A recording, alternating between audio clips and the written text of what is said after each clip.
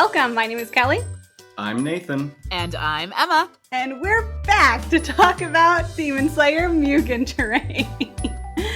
On this lovely Fanimated episode where we geek out about our favorite animated media, which in this case is Demon Slayer and is always Demon Slayer and will forever be Demon Slayer. Oh man, Mugen Train is finally releasing digitally either the week this is airing or the week after this is airing. So now is the perfect time to talk about it because it came to the US back in April and we all saw it together and it was awesome. And man, and it was just so good. So good. So amazing. So great. So for people who don't know about Demon Slayer, spoilers, all of the spoilers, let's just hop into it. Basic synopsis of Demon Slayer in general is your basic shonen anime where Tanjiro, our main character hero, his entire family, sad backstory, gets slaughtered by demons, except for his sister who gets turned into a demon. So he's on a quest to turn her back into a human. It's Full Metal Alchemist Brotherhood, but with demons. And so they're on their adventure to, save people from demons. And Tanjiro is the only one, apparently, that has any, empathy for the demons.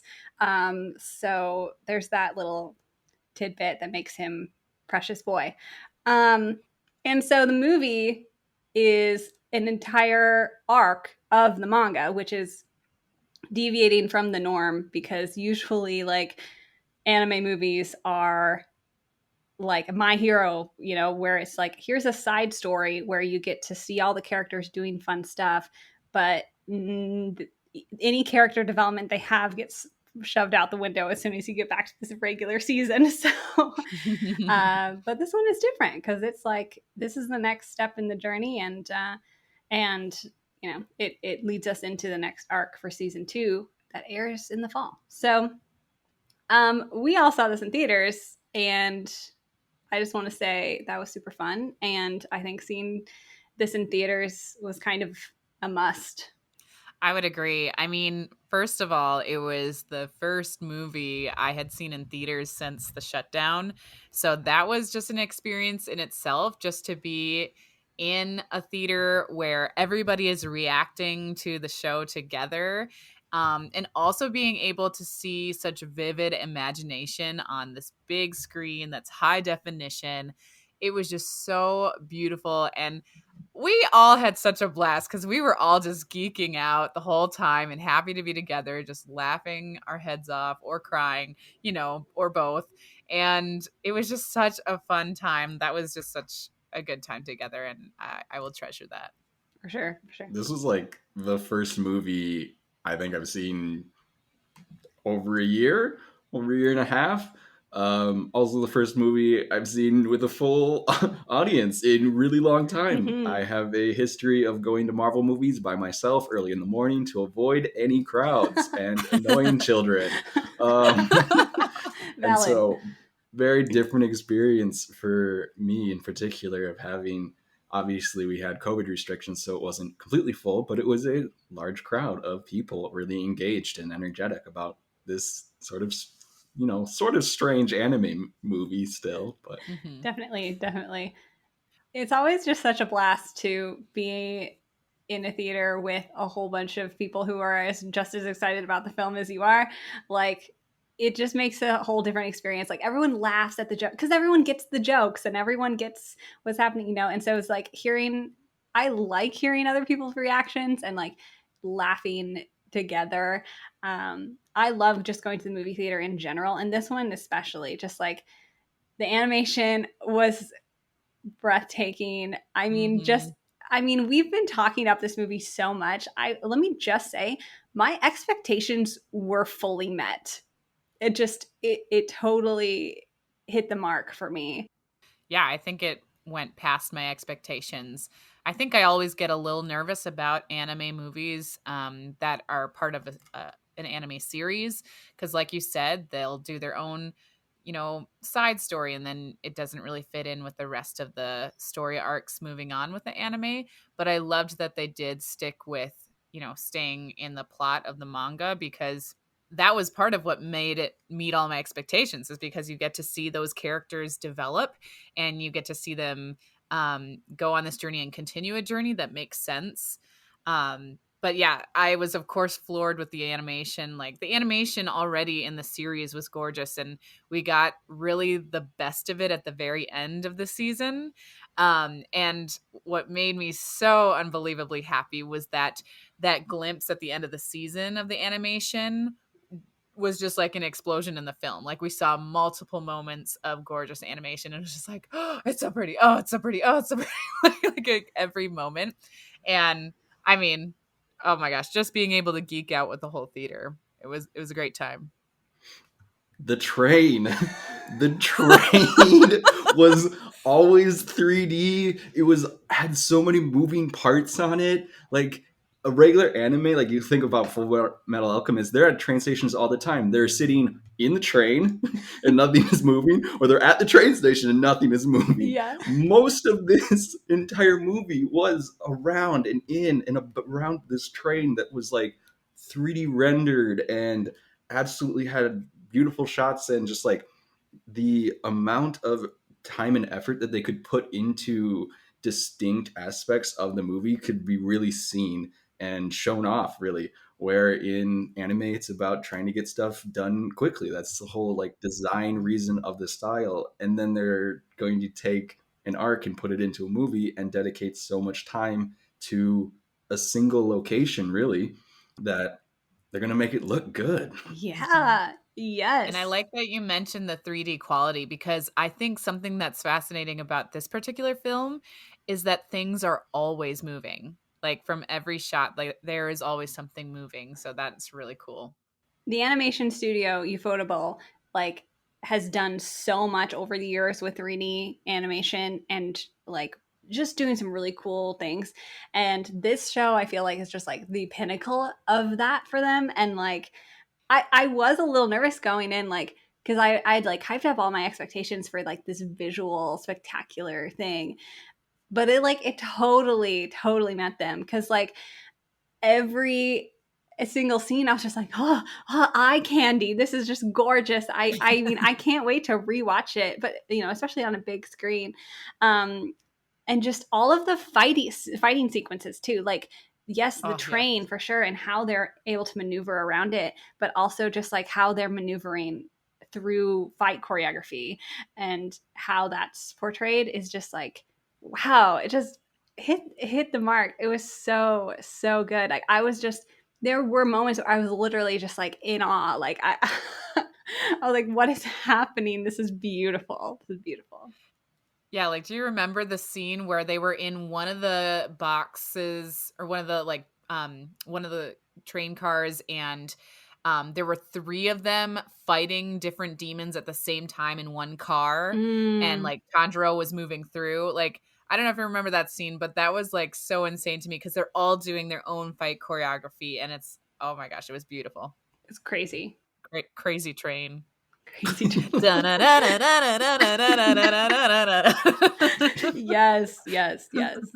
Oh my gosh. Demon Slayer, the basic synopsis for the train arc is that, there's people are disappearing on a train. Go figure it out. And Tanjiro has his own like side purpose of trying to ask Rengoku about fire swordsmanship, whatever, because he was using his fire breathing technique thing that he learned from his dad, and so he's got some questions about that. And so then they go and defeat this train demon. Can we talk just about Rengoku for a second? Delicious.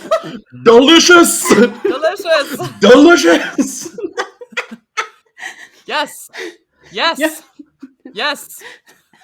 Let's be clear. Rengoku is incredibly powerful. He is one of the Hashirim. He is the Flame Hashirim. He is the strongest swordsman in the flame breathing technique. He is absolutely not helpful at all for any character development, but he annihilates demons. Yes. That's it. That's what he does, and he does it well. even with his one-word answers. He is so hilarious, though. Like, he got the audience laughing right from the beginning of the show. And oh my goodness, like, because he's just so blunt and straightforward and simple. Yes. But, you know, we do get some character development with the dream that he's in. We get to see some of his, you know, relationships with his family. So there is something to it. But I hear you. Mm-hmm. Yeah, it's interesting to see, you know, like his family and his brother too. It makes me wonder, oh, are we going to see his brother later on in the series? Maybe he will, you know, take up the sword too. Who knows? But Rengoku is definitely a fan favorite. It's just not what I expected. Nope. Especially since, like, this whole last season, we've been building him up as this great warrior. Mm-hmm. And he is great, but his personality is just not what you expect. Yeah. And so, like, you know, he's like saying, yes, delicious, or whatever, going on. And Tanjiro is just like, okay, I'll mimic you, I guess. Yes, all of Tanjiro's interactions with Rengoku is so good. They're such a funny duo, and their scenes were great. And because Tanjiro's trying to get information out of him, and Rengoku does not elaborate. Nope. It's like, nope, I got nothing. Oh my goodness, it was so good. And then the other, like one of the other main new characters is Inmu, the train demon, who's the He is literally the train. the, You know, the it's train, fine. the Mugen Train. Who, yeah, the train is me. I am the train. Thing. That was a twist I didn't see coming. Nope. I even like leaned over to Kelly because they like one of the big final, like not final, it's like what, the first climax of the arc. Tanjiro like finally like stabs Inum, like, and you think that, oh, he got him, he like killed the demon, and then the demon's just like, nope, still alive. And I was like, no, the heart is in his hand, he like moved it, he's so powerful. And then he was like, nope, I am the train. I was like, all right, well, I didn't see that one coming. Oh my god. It's so anime. Actually, though. Actually. But it's perfect. It was great. I mean, and then I really loved that it was like mostly Inosuke and Tanjiro focused. Like they were the duo, like defeating the train. Yep. Like that was gold, and I Because loved it. Zenitsu sucks. Oh no, don't say that! I love Zenitsu, okay? Zenitsu is the worst character to ever exist in any anime. No, he stop. is absolutely horrible. He No. takes the Demon Slayer tiers way down. No. He is horrible. I disagree. Okay. Plead your case, Emma. Zenitsu is my joy and sunshine. Okay. He is best boy, and this is why. Wow. He just he brings light to my life, okay? Because I relate to him, okay? He's dramatic, he's crazy, and he is just like, I find it so freaking hilarious that he is such a worrywart that it causes him to pass out. Like, what the heck? That's hilarious. So he passes out, and then he's the most BA demon slayer with his lightning powers. So I'm just saying that lightning swordsmanship is so good and so beautiful to watch animation-wise. Okay, so yeah, he's not maybe the most leader-driven person or, helpful Talented. in the group. Or helpful. Hey, he's got talent. But you know what? Useful. He cares. And any sort of development or character aspects. Hey, he seeks to protect Nezuko. Like, that's helpful. I think Nezuko can handle herself, as she has proven time and time again. I just love that he tries so hard for her, even though she's just like, huh? Okay, so I understand why you feel the way you feel, but I personally love Zenitsu. Okay, there, I'm done. I'm not staking my flag on either of these sides. I'm just gonna stay in the middle here. But bringing it back to Inosuke, because that's where we started. Yeah. This is why the train being the demon is great. Because at the very beginning of the movie, Inosuke, who knows nothing about the world, dear soul, he's so adorable. We love. And no, okay, I will say that there's no one in this world who could not love Inosuke. We can all agree to that. Oh yeah, right? we're all Okay, in well, agreement. I'm glad we're on the same page about that. But as soon as he's in the train, he's like, "What is this beast?" Like it's like, ah, and then by the end, he's right. It is the beast. Inosuke has wanted to beat and defeat this train from the on site. Literally, definition of on site. He just shows up and he's like, "I'm gonna race this train. I'm gonna outrun it," and tries to, and actually does for a while. And so then at the very end, where it's like, "Oh, the train was the demon," and Inosuke defeats the demon train and actually wins. What foreshadowing was this? It's so great because the whole time you're just like, "Aw, Inosuke, you're so cute," because you don't know what this means. And then by the end, we're like, "Oh my, oh, you were right. Oh, good job, Inosuke." Yes, so true. So good. Inosuke, Inosuke is best boy, to be clear. Oh man, and it was just, I love the teamwork, between Inosuke and Tanjiro, to defeat the train. And it was just, let's also talk about how this demon even works. So Enmu can make you basically go into dreamland and is in control of your dreams, and the way to escape is Tanjiro has to commit suicide every time he wants to escape the dream, which is whack and was probably, I don't know. I thought that was the craziest thing in in this movie. But it was very hard. And one, there's that, and then two, we got to see everyone's best scenario dreams play out, which was also hilarious. Well, okay, for the comedic characters, it was hilarious, and it was tear-jerking for the dramatic characters. Okay, to be clear, yes. True. Tanjiro got to see his family alive again, and that was so just rip our hearts really right out. hard. It's fine. But then he was like, "Where is Nezuko?" And it's like, "Oh, you define Nezuko." Oh! Also, this is just my memory finally working. His dad was there briefly. What? Yep. Yeah. I was like, dang. Yeah, it was super heart-wrenching because you're like, no, this hurts. Like seeing his whole family and thinking that it's real and being immersed in that dream. And also the fact that, in order to wake up, you have to commit suicide. Like, no easy feat there. Like, my gosh. The scariest part then was that when they were actually fighting and Enum kept putting him to sleep, and he would wake up instantly because he knew how to wake up, and he kept flicking essentially back and forth between this dream sleep and reality, and to the point where he could no longer tell the difference, and Inosuke had to save him from actually cutting himself again in the real, and that is very scary. That was oof. Inosuke saving the day again. Oh my gosh, that was a scary moment for sure as the audience. It was kind of funny. Okay, so when I watch anime, I don't know about y'all, but I don't really ever think about the ratings because I just watch anime. It's just what I do.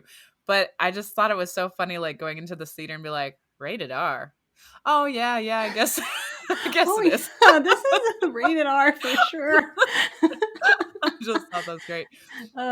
Yeah. Can we talk about Inosuke's dream? And him wanting to be a cave dweller and being the leader of the group of people. We will discover things in this cave. Like my minions. Yes, they're all his minions, and they're all little animals. Yes. They're all chibi little forest creatures. Yeah. Oh man. He was also a little obsessed with Nezuko, though, as well, which I don't remember as much from the regular series, because it was also focused on Zenitsu. But I was like, that seems a little weird, but they're Maybe all he's there. I don't falling know. for It her. was Hmm. it was still very interesting. Um, Of course, Zenitsu's dream was hilarious. He adores Nezuko. And I love it because, well, one, me, the romantic, and he's just so funny. But also, I love it because he's all like, la di da di da, I love her, she's so great. And then Nezuko has like two black dots for her eyes, and that's like the deadpan expression of like, what? even in his dream. Yeah. Yes. Because like Oh. here's the thing about Demon Slayer. The one main female lead is not allowed to speak, which is a problem on multiple levels. So she can't even like say like her feelings about this whole thing, and so it makes me slightly uncomfortable. Where it's like There. Yeah. it won't happen for a while too, which is upsetting. But like hopefully at least Nezuko will be able to be a human and then be able to speak and be like, and if she's like, "Yay, I love Zenitsu," then that's great. But until then, I cannot ship them. Okay, what? I don't ship them either, but I just gotta say, I think Nezuko's face says it all. Like, I think we know how she feels. By her facial expressions and her gestures, she's like, what? Like, no, Yes. boy, sorry. You No. ain't got a chance. I love you, Zenitsu, but sorry, it's not gonna work. No. No. And speaking of Nezuko, like she wasn't in it a ton because again, both her and Zenitsu were not really in it that much. But like she's just so BA. Like the few, She's so incredible. like man, she was just defeating, working against the demon train just as much and just as hard. So, and even Rengoku, doesn't Rengoku like praise her like and says like, yeah, she did a great job and stuff protecting the citizens because there are normal passengers on this train that they're trying to protect while also like defeating the train. Oh my gosh. So yeah, she did a great job. Good job, Nesco. We love you. Well, she saved everybody by actually kind of waking Tanjiro up. That's true. Yeah. That's the truth. She did it. She did. Sibling bonds. She's wonderful. She's wonderful. All right. All right. Let's get to the second half of this film that I was not expecting. Oh my goodness, literally. Okay, we get to the end of the train sequence and I'm like, "Oh wow, that was such a trip, literally." And then it's just like, "Oh, there's more. Oh, there's more. Oh wow." I was so surprised. It keeps going. That's right. A second demon shows up. Akaza? No, je ne sais pas. Akaza? Upper Moon, one of the Upper Moon 3. Yeah. And Number 3, third most powerful demon. Real baddie. Real baddie. Real bad guy. Bad guy. And Super bad. at this point, Tanjiro is down for the count. Like, got legitimately really hurt. I don't know how anime characters get beat up this much and survive, but it's just Rengoku and him. It's just Rengoku against this epic demon, and it was so good, guys. Rengoku, his combat ability is the most beautiful thing to watch, and this whole last part of the film is just him being awesome. So I loved it. I loved it. I didn't love the ending, but I loved it. Yeah, like literally, even when he is stabbed, he is still like fighting with beauty and grace. And I'm like, who are you? Who are you? He is the main character. He has the main character hair. He has the main character superpower. Yes. Rengoku is main character. And unfortunately, main characters die a lot. Dang it. Yep. I just had to crush our hearts. Oh, it was so good. It was so emotional. I think I might have teared up a little bit. I definitely did. Yeah. I mean, since I have not read the manga, I was not expecting it at all. And like, I mean, none of us were really, but it's just, we have this second like plot almost, at the very end. And so the last thing we were expecting was for Rengoku to go, but wow, that like took a turn real fast, and you could hear it in the audience too. Oh, for sure. Like everyone, it was an emotional impact. And you know, as hard as it is, like from a narrative standpoint, it's great to have another like big consequence to remind us this is serious business. Like we haven't I mean, there's been some really traumatic things happen, and obviously like the initial inciting incident, like Tanjiro's whole family is slaughtered, but like this is another really big like just a big moment, and it's very anime in the fact of like anime, especially shonen anime arcs, are very much like it's just a series, a cycle of the protagonist gets stronger. They fight someone they can't beat, or somehow they're not strong enough. And they're like, oh, I need to get stronger. And then there's another training, you know, like it's that cycle of like, and this was definitely, you know, a cycle for Tanjiro of like, I couldn't, you know, I'm not strong enough. I can't protect everyone, you know? And so that was, and seeing him, you know, as Ring Goku is sitting there and he like runs after the demon and is just trying to do something, you know, and like throws his sword, like he's Tanjiro's voice actor, and we saw this in Japanese, we saw it subbed.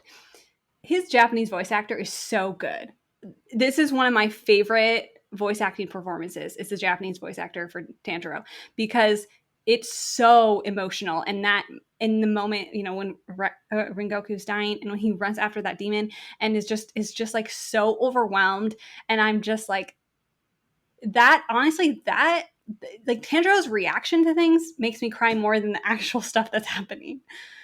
He's just sitting, he's just yelling and throwing his sword and yelling at him, just, coward! How dare you run away? Coward! He yelled it and called the demon a coward like so many times. He's like, come back and fight me. A fight he would clearly lose. Yes, The right. only reason they're able to survive this is because demons can't be out in the sunlight. Mm-hmm. And so then you have this beautiful sunrise as he goes back to the flame Hiroshima and like tries to get like final advice from this senpai, and is like, how do I keep moving forward? And Rengoku is just like, with passion, with fire in your heart, and just like dies in his arms, and it's just beautiful.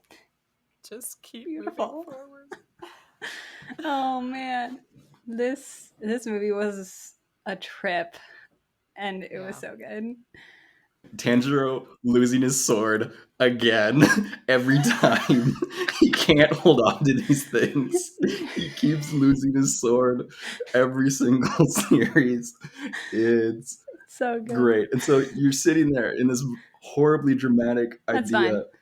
and then it's just, I'm sitting there also laughing at Tanjiro losing his sword yet again. Tanjiro always loses his sword. He cannot keep his sword, and the guy who makes the swords is like a recurring character, and Does not like him. not like him at all. Oh man. Also, speaking of the swords, like even Rengoku talks about his sword, because he's like, oh, you know, your sword is black. Like that's unusual. That's been established that Tanjiro's black sword is unusual. But he was like, oh well, I haven't known like a flame person to have a black sword. So Yeah, because it was that your sword would reflect the color of the sort of breathing technique that you had the closest affinity for, I think is what they said. And there was a whole like avatar style elemental circle of breathing techniques that they got shown off, which I think they've already broken. Like their whole magic system doesn't really make much sense in this anime, because there's like insect and beast, and then there was like love, and then other elements, and then extra elements, and I'm just like, this seems so strange. But when they did say that, oh, you have a black sword because you don't have an affinity for any element, I went, Tanjiro's the avatar. He is going to master all the breathing techniques and then defeat all of the demons and then the Fire Empire. Like it's like he is going to be the anime protagonist. But yeah, that's what an anime protagonist does. We're seeing it right now in here, My Hero Academia. They get all of the powers. All of them. Do we have to talk about do we have to talk about yay, Deku finally has character development. Oh wait, it's still not character development. Oh no. But Oh actually, with no. Tanjiro, though, like he has mastered well, he hasn't fully mastered, but he knows the 10 water breathing techniques, and now he has at least one element of a flame technique. Like it seems like Yeah. with proper training, he may be able to develop these techniques from other areas of mastery, and then that's a way to grow, and that's super interesting to me. I like the sort of collect them all style of Yep. anime Yep. powers coming through it, and Yes. so I'm hopefully they'll continue to do something with that. If it is just like, oh, he's the avatar kind of thing, it's like it's already been done. But if they can develop it and weave it nicely into a story, I'm really intrigued and looking forward to it. I agree. I agree. I'm definitely looking forward to season 2 and beyond. And I'm sure it will just continue because I mean this show has been so successful and this film has been so successful that hopefully we get to see the entire story unfold. Is there something that you guys are looking forward to from season 2? More cool demons. I like the hierarchy of the demons. I love Mm-hmm. whenever there's like a clear progression of, oh, we're going to defeat like this number 3 demon or the number 4 demon, and like kind of check them all off the list and then go get the bad guy. It feels very video game esque to me, and we've seen how creative all of the storytelling and all of the animation is around all of the demons. Um, and their sort of domain spaces and their different, sometimes very brutal elements and whatnot. Honestly, I was kind of disappointed when the third demon showed up and it was just like, oh, I have multiple arms and can punch really hard. I'm like, well, that's the other dude was a freaking train. Like, you just look like Machoke. Like, it's like, it's okay. Like, you look cool, but like, I don't know, more arms? Ooh. Yes, yes. Yeah. I mean, I agree. the end of this film really was hard for me because it wasn't conclusive, right? You know, we have this demon who isn't defeated and it crushes us because the fight was so like long, and Rengoku went through so much to the point of death, and you're like, hopefully one of them can at least kill him at the last minute, but you don't get that satisfaction, and we have to keep going on that journey. So I'm looking forward to more butt kicking in season 2 and just seeing the characters continue to grow. Definitely. Absolutely. Like one of the things I love about this show is that Tanjiro has to work really hard to get better, and he most often fails. He needs other people to swoop in and save him. Like I I like that it's not just like super easy, you know? Like it's hard to like get to the level he's at, and like obviously you love to see them win, and like he definitely does plenty of that too, I guess, but like it's always with other people, you know? I mean, it's anime. It's he's gonna win through the power of determination and friendship. Yeah. But that's what I love about shonen anime. And like we've said before on the podcast, Demon Slayer, you know, just fills the role of a good shonen anime. It follows the formula and it does it well, and it like you know fills that spot, and it does it really well. So I'm just excited to see more good shonen battle anime stuff. So and of course more sibling bonding, which I love. Yes, and I would love to see more of Nezuko because we adore her. She's great. But I did talk to Janice, who was someone else who came with us to the movie, and she did say that the manga or the film followed the manga very well. Like she was very impressed with how it went. So I do remember her saying that. So I thought I'd get that Mm-hmm. out there.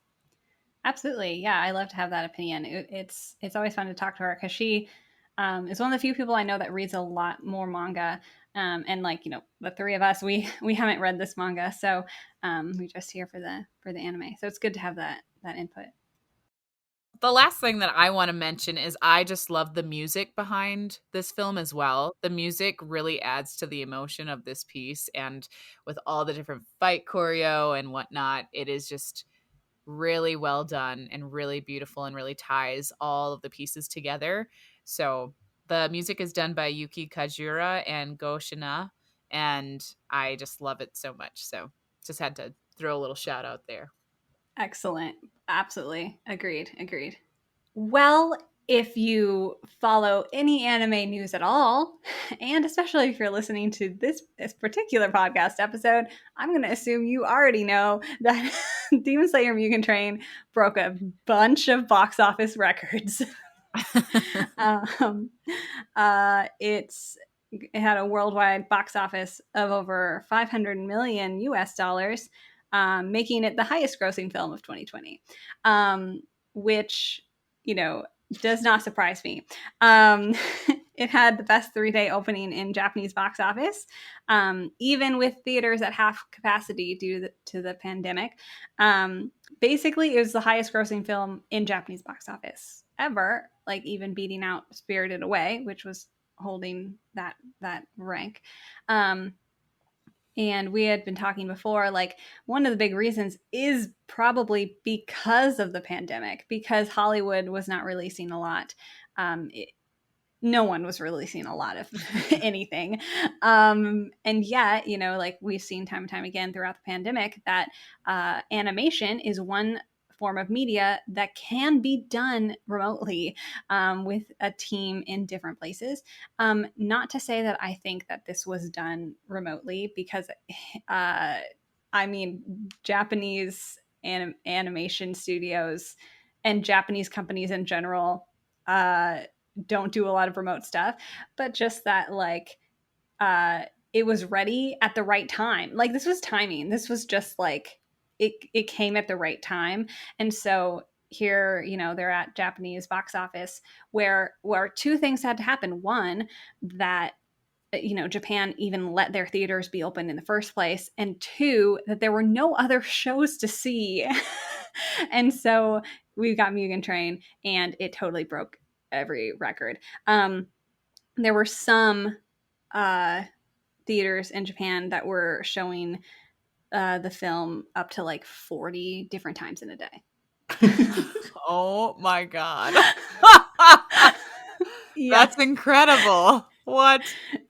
It's insane. Like I said, it's the highest grossing film of all time in Japan. With in 73 days, it grossed 32.48 billion yen. And of course, it's been all over the world. What I read was that it's the second highest grossing anime film in the U.S. market, behind, guess what? Pokemon, the first movie. Yeah. Oh my gosh. Heck yeah, Pokemon. Pokemon, Of still number course. one. The one thing I also wanted to mention is that, like, the anime industry is so different. And I was reading that the author of the manga was only given estimated 4 million yen for the rights for the story, which is like 38,000 US dollars. And oh wait, no, that's even less than that. 2 million yen. That's like $19,000 for the for the 19,000 US dollars, for the theatrical release. That sounds like nothing out of everything they're making, which is depressing.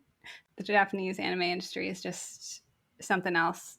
And it's interesting too, like a lot of the money, it's just like, I mean, just with so many things, I guess, like corporations in general, I suppose, but like a lot of money doesn't go to the animators either, or the studios. Like an animation studio is basically like a hired contractor, where it's like these other producers are like, here, make this thing for us, and we're going to give you a fee for completing that project, and then we get all of the rights to it, basically.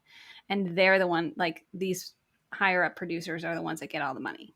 And even trickling it down to the manga author, like not getting anything for this work, is depressing. And so things have started to change slowly. Like it's been worse, and certain studios are worse than others, paying their animators too, stuff. But like, there's just a lot that needs to happen in the anime industry, just to get people paid better. And like, it's clearly, the anime industry clearly makes money, and people are starting to realize that. And hopefully with this too, like, because even now, like, with as popular as anime is, like, worldwide, like, it still takes time for like the people working in the anime industry in Japan to like recognize that. And hopefully this is another step of like, yeah, this is popular outside of your country.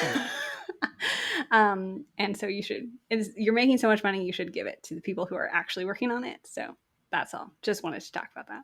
But yeah, we love it. And if you want to support the manga author, go buy the manga, which, by the way, I was pulling up some stats because I love stats. Yeah, you do. With the release of this film last year, because it released in October 2020 in Japan, I was curious, so I looked up the manga sales for 2020. Guess what's the number one? One Piece. No, One Piece is number 3. Dang. What are we talking about today, Nathan? Oh, sorry. It's Is it Demon Slayer?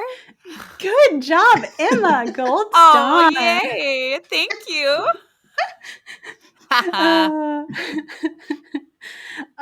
Yes, Demon Slayer. Here's the thing. It's not only that Demon Slayer is the highest grossing manga sales of 2020. It's the difference between the number 1 and the number 2 slot. Number 2 being Kingdom, which I don't know anything about. Kingdom estimated sales was 8.2 million units. Any guesses for Demon Slayer? 50 million. 50? 50? I'm gonna go more reasonable. Price is right. 10 to 12 million. Emma is not even close. It's 82 million. Whoa! And you thought I was crazy. Okay. Oh my gosh. Well, you're not wrong. I am crazy, but all right. 0 for 2. Isn't that bonkers? 8 million to 82. What is happening? Yikes. That's insane. Like, number 10 for another like comparison is Attack on Titan at 4 million. What is happening? Demon Slayer craze, man. We have no worries about it canceling. And yeah, we'll see what happens as the seasons progress. And hopefully more films, I would assume. That's another thing I wanted to like talk about. Like, I feel like with the success of this film, more studios will want to do like anime films for their shows. I feel like that's a possibility. I sure hope so. Because I love going to see these in theaters. But of course, that opens the door to the whole, our theaters going to be extinct scenario that, like, I personally don't think or wouldn't want to happen. So I just...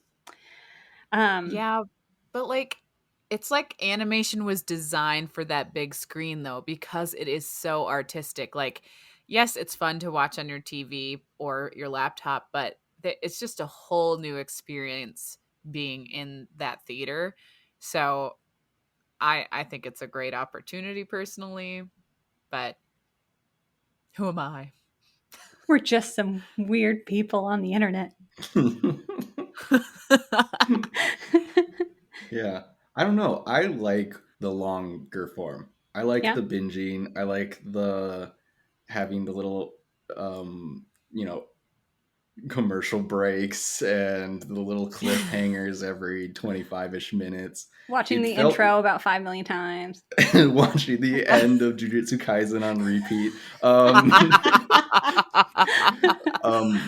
And so, like, obviously this movie is really great. I just hope, like, if more people start doing it, though, you're going to get bad anime movies, and that's going to suck, right? Yeah. That's true. And so not knowing if an anime is going to be good or bad within what the first 10-15 minutes, you're like, oh, no more episodes for me, or a whole movie, and you're going to sit there and be like, God, I don't know. It's just kind of weird. I hope that only the best, only the cream of the crop get the perfect anime movies. That's my hope. But obviously that's not always going to happen and be everything. But I mean, I hate to burst your bubble, but there are already some pretty bad anime movies. Yeah, I was gonna say. right, but none of them are gonna Be be in theaters in the US. be in theaters in the U.S. and be grossing, breaking box office records. Like nothing like that's gonna happen. But yeah, I don't know. No, that's a valid point. If you like binging the series, like watching the series, a long form media versus a short form film, yeah, and I would agree. I feel like I'm in general, I like long form media because they have more time to develop things. But like even with this, it's like an added side dish. This film is the added side dish to the main course of Demon Slayer, so it's like a bonus. Right, but isn't that the crux of anime movies? Is that it's kind of this side thing, and then this one wasn't supposed to be, but now it is, but then it isn't, but it is, and so you're just still in this sort of paradox of um, the movie sort of. Oh, what if they don't see the movie? Well, we're still gonna have to try and figure something out, but they should have seen the movie. But I don't know. It's gonna be very strange, and it'll be interesting what season 2 actually kicks off with. Mm, Um, that's true.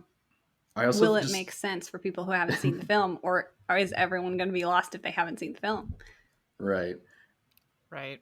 I think it also let's can we be honest on the movie though? It felt really weird for it not to be paced like a movie, but to be paced into these like two distinct arcs of like Yeah. the Mm-hmm. train and then the fight. Mm-hmm. And so like when I was talking about like oh the first climax and the second is like all these things should have been breaking at episodes, but it wasn't. It was just continuously sitting there. I'm just, pounding you in the face. Um, Yeah, and so like you didn't get a break, and that you felt that as Right. you were watching the movie. You're like, agreed. oh, where's the funny little haiku episode commercial breaks? Where's the intros and outros? Where's the and you're just like getting overwhelmed by this, and so it doesn't feel like a movie. It feels like they were like, "Oh, we get to write an episode and don't have to make any breaks. Wonderful! Let's slam through everything." Um, Yeah. which yeah, it just feels really weird. And so then it's weird to say that I wanted it to be longer, Hmm. but I wanted it to be longer. Like Yeah, no, I get that. With it's breaks, with more right. more chances to breathe, because you're right, like you make an excellent point. It was just go go go. It did not let up at all. And it was heavy and intense the majority of the time. Yeah, which we're not used to Thank God for seeing. comedic relief. Yeah, and even then there was like once it got to a certain point it was going and it was not stopping. No, that's an excellent point, and it's true. It doesn't. It was two distinct arcs, within one sitting. It's not. Yeah, it's not like a normal film would be, Mhm. because it's like it's written as a manga Episodically. in that Yeah. same episodic, yeah, Right. nature, where you have a chapter break and you take a break, you can set it down, and Hmm. this is just like you get all of it at once. So that's really interesting. No, that's totally valid.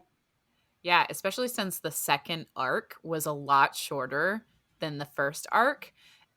That's part of what made me feel like, wait, we're going here now? Like I thought we were almost done with the movie. Because it was wrapping up the train and then you're suddenly there's this other demon. And so I felt that pacing was so different, especially when we had that shorter arc thrown in. Well, not thrown in, it was beautiful, but like it was definitely different from your typical film that has this, rounded arc. Yeah, and then just even the timing and stuff. Like I would have so much rather had so much more time with Rengoku and like actually have him be a dysfunctional but important senpai and like educational type character. But it was Mm-hmm. really just like, here he is, slam in the face.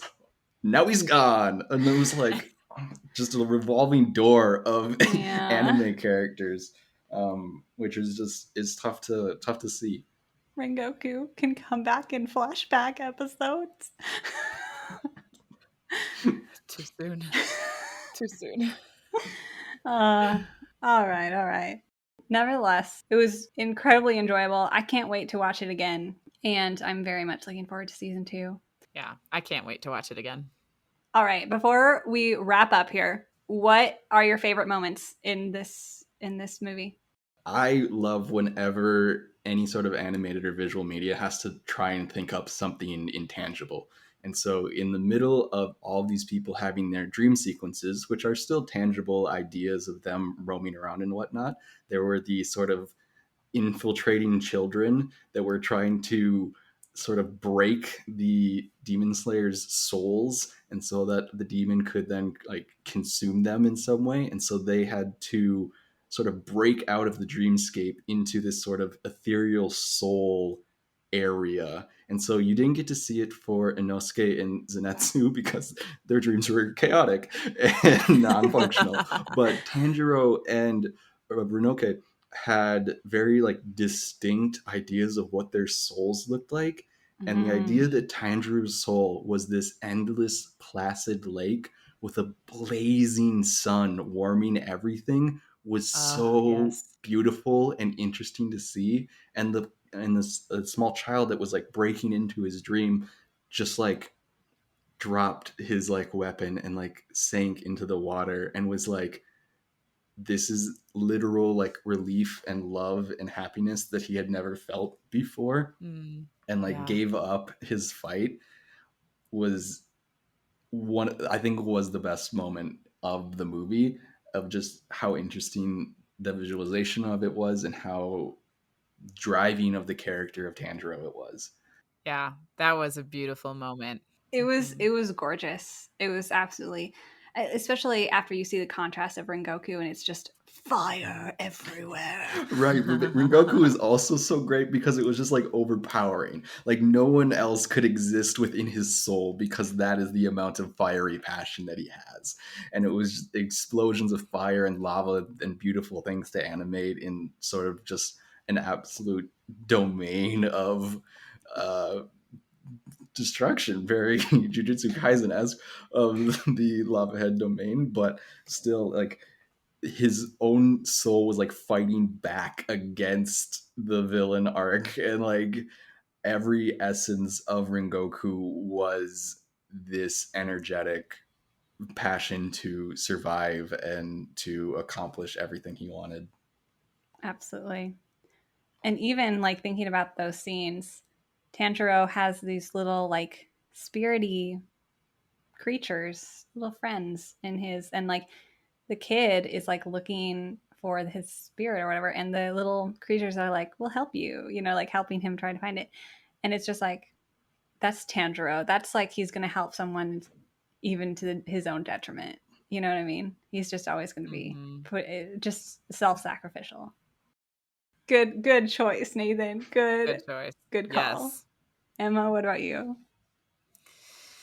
I think one of my favorite moments is probably when Tanjiro wakes up from his dream, but he's still not sure if he's in a dream, and then he almost kills himself, and he's stopped by Inosuke, right?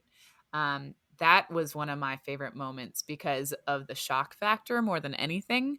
Um, like, it's just not what you're expecting, like, because we have Tanjiro over and over and over doing such a horrific act, and like that itself is just like weighing. You're like, to do that over and over and over again. Um, but when it becomes such a routine to the point where he's about to actually take his own life, like you're just like, because Yeah. like he's Yes. in the reality. Like it was just such a shock factor of like, no, no, no, no, no, don't do that. And thank God for friendship. So, but I think that that was one of my favorite moments besides the one that Nathan mentioned, because I would agree that that was probably the most beautiful moment of the whole show.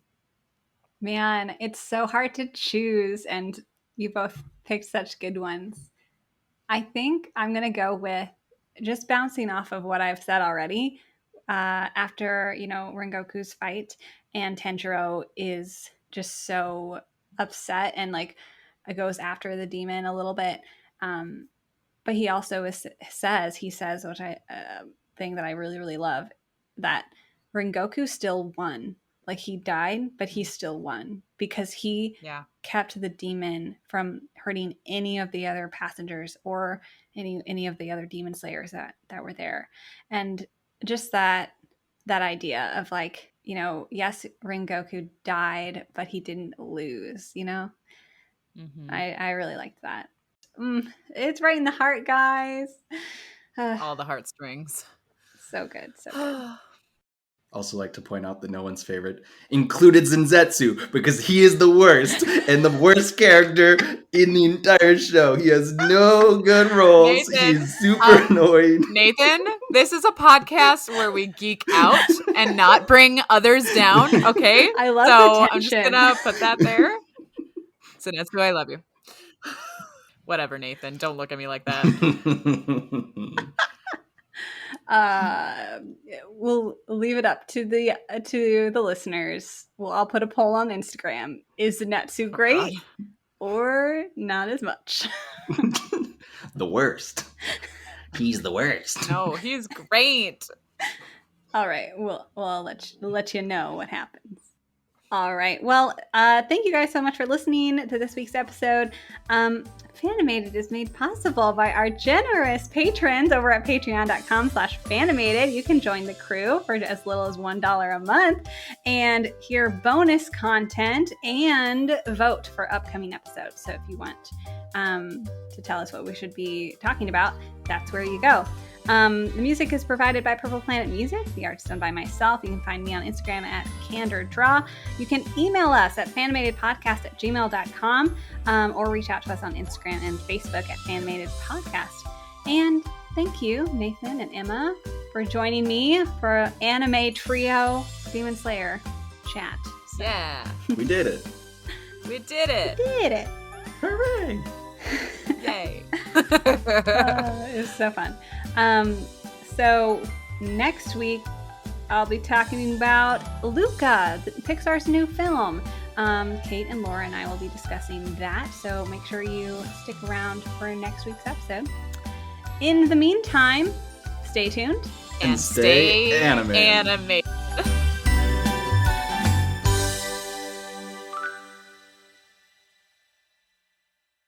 I have like a few production notes, but most of my production notes are like, it made this much money. It made bank because it was the only movie to come out for 9 months. Because everyone was desperate to see something. Oh boy. It's true.